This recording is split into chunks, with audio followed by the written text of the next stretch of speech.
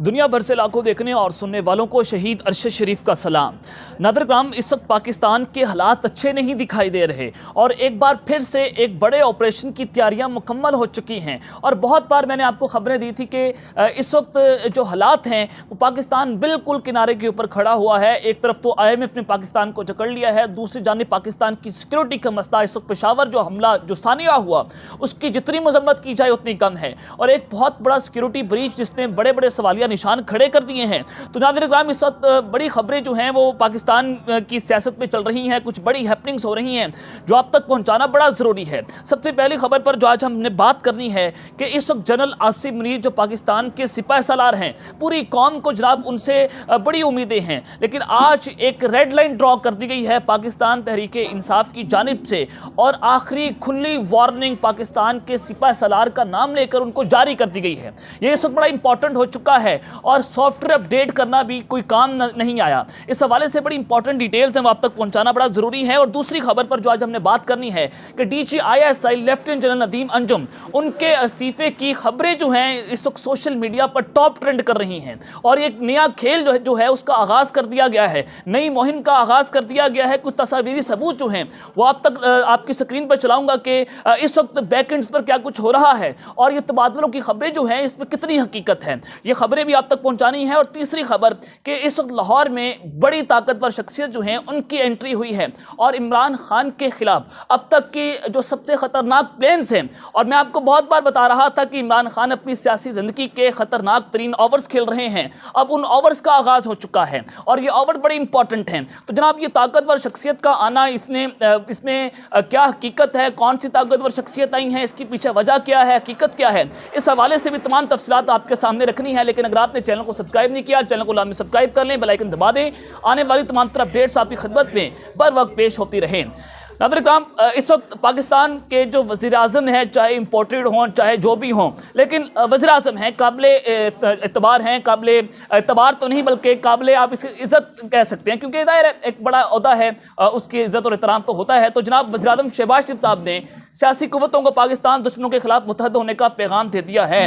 उन्होंने कहा कि हम अपने सियासी झगड़े में बाद में कर लेंगे, इस वक्त पाकिस्तान की सिक्योरिटी का मसला है। ट्विटर पर पैगाम दिया कि दहशतगर्द बेईमाना कार्रवाइयों के जरिए अवाम ने खौफ व हिरास फैलाना और दहशतगर्दी और इंतहा पसंदी के खिलाफ अजीम कुर्बानियों से हासिल होने वाली हमारी कामयाबियाँ जो हैं और आगाहें करना चाहते हैं। जनाब इमान, ये एक तरफ तो मैसेज बड़ा इंपॉर्टेंट है, मैसेज पॉजिटिव भी है, मैसेज अच्छा भी है कि सियासी झगड़े होते रहेंगे यार, लेकिन पाकिस्तान की जो इस वक्त सिक्योरिटी का मसला है वो सबसे ज़्यादा इंपॉर्टेंट है।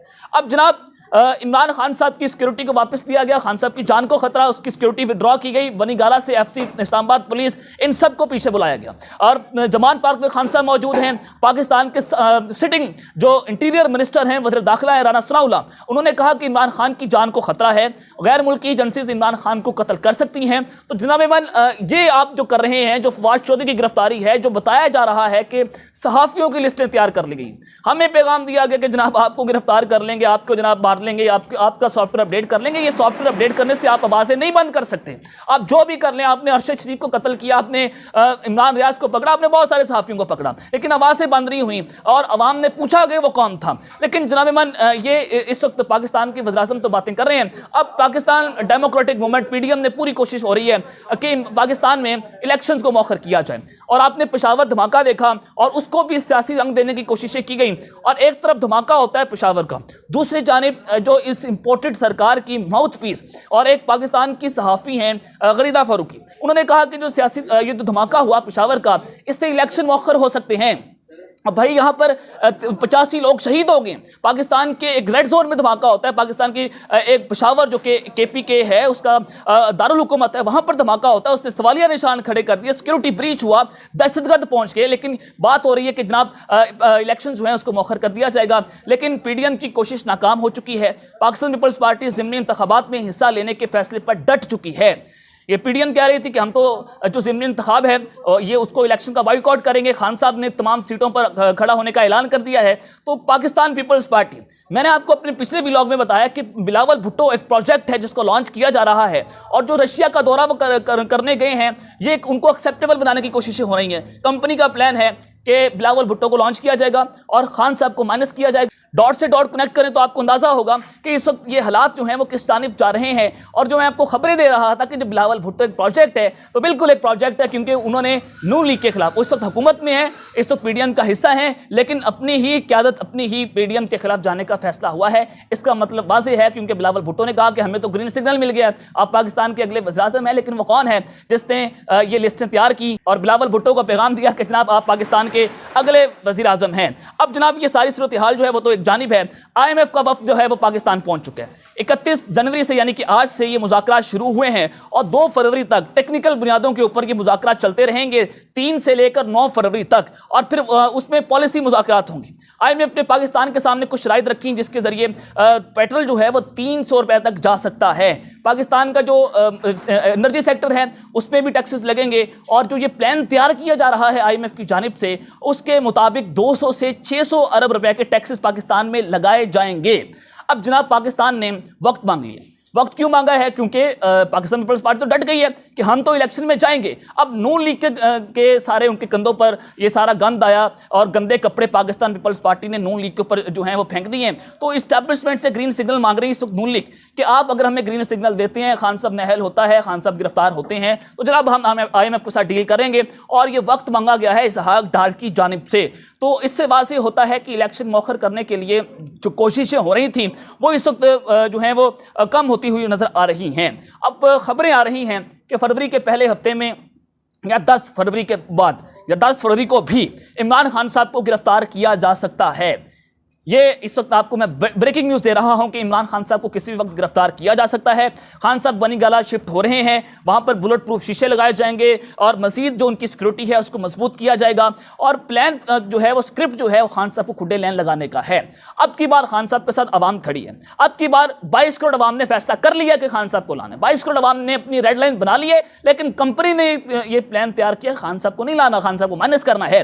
तो माजी में जनाब ये आपको मैं बता दूं कि माजी में 2 बार इलेक्शन जो है मुलतवी हुए थे। एक बार 1988 में हुए जब सैलाब आया पाकिस्तान में जिसने तबाहकारियां मचा दी थी, उसके हवाले से इलेक्शन जो है मुलतवी हुए। और दूसरी बार जब बेनज़ीर शहीद हुई थी उस वक्त ये इलेक्शन जो है वो मुलतवी किए गए थे। अब पाकिस्तान के जो वजीर कानून है आज़म नज़ीर तारड़ साहब, वो कहते हैं उन्होंने बाकायदा तौर पर इलेक्शन मुलतवी होने का इम्दिया दे दिया है। यही खबरें मैं आपको बता रहा था कि जनाब इन्होंने जो अपने बगल बच्चों को लॉन्च किया और सलीम साफ़ी साहब ने बात की, ये जो गरीदा फारूकी हैं, ये सारे बगल बच्चे बात कर रहे हैं कि जनाब इलेक्शन जो है मुलतवी हो सकते हैं। और भाई मुल्क की इनको कोई फिक्र नहीं है। सिक्योरिटी ब्रीच हो गया, पेशावर में आपके ये इज्जत लूट कर ले गए, हमारे लोग मर रहे हैं, हमारे लोग शहीद हो रहे हैं, सिक्योरिटी फोर्सेज अपनी शहादतें दे रही हैं, पाक फौज अपनी शहादत दे रही है। लेकिन यहाँ पर बात हो रही है कि हमने जनाब पाकिस्तान के इलेक्शन कैसे मुलतवी करने हैं, खान साहब को खुडे लैन कैसे लगाना है। अब जनाब लाहौर में जो बड़ी ताकतवर शख्सियत की एंट्री हुई है वो बड़ा इंपॉर्टेंट है। देखें कुछ बड़े फैसले हुए हैं और बड़े फैसले ये हैं कि ताकतवर शख्सियत ने ये फैसले करने हैं कि खान साहब को खुडे लैन लगाना है। और उस हवाले से बड़े फैसले हो चुके हैं, एक कुछ नए प्लान तैयार किए हैं। लेकिन एक प्लान आप बनाते हैं, एक प्लान अल्लाह ताला बनाते हैं, और होना वो है जो अल्लाह ने करना है। जनाब अब खान साहब जो है वो ताकत का मरकज़ बन चुके हैं। ज़मान पार्क ताकत का मरकज़ है और ताकत जो है वो अब अवाम के पास आ चुकी है। और पाकिस्तान की तारीख में पहली बार ऐसा हुआ कि ताकतवर हल्के जो हैं एट इट्स वीकेस्ट पोजीशन, कि वो अपनी तारीख में पहली बार अपने सबसे ज़्यादा उनको कमज़ोर किया पाकिस्तान की आवाम ने। तो खबर ये भी चल रही है, जो ज़राए हैं, जो हमें कुछ खबरें मिलती रही, तो उसके मुताबिक बताया गया कि लाहौर हाई कोर्ट के चीफ जस्टिस को तब्दील करने की कोशिश हो रही है। एक बड़े हमारे काबिल एहतराम ज़राए हैं, उन्होंने कल कॉल की और बताया कि जनाब जो लाहौर हाई कोर्ट के जो चीफ जस्टिस हैं अमीर भट्टी साहब, उनको तब्दील किया जा सकता है, उन पर दबाव पड़ रहा है। और फिर जब हमने इसको क्रॉस चेक करने की कोशिश की तो पता चला कि ये कुछ ताकतवर ग्रुप्स हैं, उनमें जनाब ये खबर जो है वो चलाई गई थी, लेकिन अभी तक उनको तब्दील नहीं किया गया। लेकिन खबरें चल रही हैं, मुबैना तौर पर ये जो है वो खबरें चल रही हैं। और हाई कोर्ट के जो जज का ट्रांसफर होता है वो सिर्फ सदर पाकिस्तान कर सकते हैं, लेकिन उस जज की मंशा के बगैर ऐसा नहीं हो सकता है। चीफ जस्टिस भी ऑन बोर्ड होंगे, सदर पाकिस्तान भी ऑन बोर्ड होंगे, तब जाकर ये सारा प्रोसेस जो है वो होगा। लेकिन ये खबरें अभी भी मैं आपको बता रहा हूँ कि खबरें चल रही हैं, ज़राए बता रहे हैं। और कल मुझे इस खबर की इत्तला मिली थी, लेकिन अभी तक ऐसा मामला लाहौर में नहीं देखने को मिल रहा। अब जनाब आ जाए कि जो मामला चला आसिम मनी साहब को, जो पाकिस्तान के सिपा सलार हैं, उनको आज कुछ वार्निंग्स दी गई हैं आज़म सवाती साहब की जानिब से। आपको पता होगा उनका सॉफ्टवेयर अपडेट करने की कोशिश की, उनकी वीडियोस आई, उनको पता नहीं कैसे मेंटल टॉर्चर करने की कोशिश की जनरल बादशाह के दौर में, आपने देखा। और लेकिन वो शख्स डट गया, वो मर्दे मुजाहिद, उसने इन सबको नंगा करके रख दिया और वो नहीं रुक रहा, वो बास नहीं आ रहा, उसने अपने ज़मीर का सौदा नहीं किया। जनाब इमाम जनरल आज़म सवाती साहब कहते हैं कि उन्होंने जनरल आसिम मुनीर को यह वार्निंग दी कि अब ऐसा नहीं होगा, और नाम लिया जनरल आसिम मुनीर साहब। एक रास्ता वो है जो जनरल बाजवा और उसके हवारियों ने चुना, लेकिन पूरा मुल्क जो है वो आज उन पर लानत भेज रहा है, और वो भी ताकत में थे, वो भी फिरौन था, लेकिन आज उन पर लानतें हो रही हैं। और अब जनरल आसिम मुनीर साहब उन्होंने कहा कि मैं आपसे मुखातिब हूं, आपने कौन सा रास्ता चुनना है ये आपके इख्तियार में है, आप पाकिस्तान को किस तरफ ले जाना चाहते हैं, ये सब कुछ भी आपके इख्तियार में है। और जनाब मन अब जो सारा मामला है, उन्होंने कहा कि जनरल आसिम मुनीर साहब, बाजवा स्क्रिप्ट से मुल्क नहीं चलेगा, बाजवा के हवारियों को रास्ते से साफ करना होगा, उनके खिलाफ ऑपरेशन करना होगा। अगर इमरान खान को कत्ल करने से निज़ाम चलता है तो जान भी हाजिर है, अगर मुझे कत्ल करने से निज़ाम चलता है तो फिर भी जान हाजिर है, लेकिन जनरल साहब मुल्क तबाह हो रहा है। ये जनाब आज़म स्वाति साहब ने आज खुल्लम खुल्ला अपने बसद-ए-एहतराम, मैं यही कहूँगा कि बसद-ए-एहतराम उन्होंने अपने सिपा सलार से वो मुखातिब हुए हैं, और उन्होंने कहा कि अपने इर्द गिर्द गंद को साफ करें। मैं आपसे गुजारिश करना चाहता हूँ, हाथ जोड़कर गुजारिश करना चाहता हूँ, ये उनके अल्फाज हैं कि खुद को आइन के ताबे कर दें तो इज़्ज़त मिलेगी, अदरवाइज आपको इज़्ज़त नहीं मिलेगी। और आप देखेंगे भारत कहाँ पर चला गया, क्योंकि उनके लोगों ने, उनके ताकतवरों ने अपने आप को आइन के ताबे कर दिया था, लेकिन आज हमारे ताकतवर जो हैं उन्होंने आइन को रोंद के रख दिया है। अब जनाब आ जाएंगे DGISI के इस्तीफे के हवाले से, उनकी कुछ इस्तीफों की खबरें चल रही हैं, सोशल मीडिया पर कुछ ट्रेंड्स चलाए जा रहे हैं, और ये ट्रेंड्स क्यों चलाए जा रहे हैं, इसके पीछे वजह क्या है, हकीकत क्या, बड़ा इंपॉर्टेंट है। देखिए नाज़रीन, DGISI lieutenant general Nadeem Anjum, उनके बारे में ट्विटर पर यह ट्रेंड चलाया जा रहा है कि DGISI Nadeem Anjum must resign, और कुछ पिक्स जो हैं वो चलाई गई, कोशिश करूंगा कि स्क्रीन पर आपके सामने चला दूं। अब जनाब जो हमला हुआ पेशावर सानिया हुआ, उसकी सबसे पहले बताया गया, खबरें चलाई गई कि TTP ने उस हमले की जो जिम्मेदारी है उसको कबूल कर ली, कि TTP ने यह हमला किया, लेकिन TTP ने ला ताल्लुकी का ऐलान किया। उन्होंने कहा कि जनाब हम किसी मस्जिद को, किसी दरबारों को, उनको जनाब मजहबी दरसगाहों को हम निशाना नहीं बनाते, और ना हम ऐसा करेंगे, ये हमारे लिए काबिल एहतराम है। लेकिन जनाब फिर सवाल ये पैदा होता है कि फिर किसने हमला किया है, और अचानक से सोशल मीडिया पर ये ट्रेंड्स चलना शुरू हुए।